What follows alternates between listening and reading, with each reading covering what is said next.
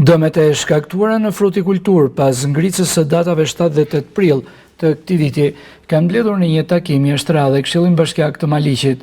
Në takim është shqyrtuar kërkesa e bërë nga ana e bashkisë për shpalljen e gjendjes së fatkeqësisë natyrore dhe për pasojë edhe dëmshpërblimin e fermerëve.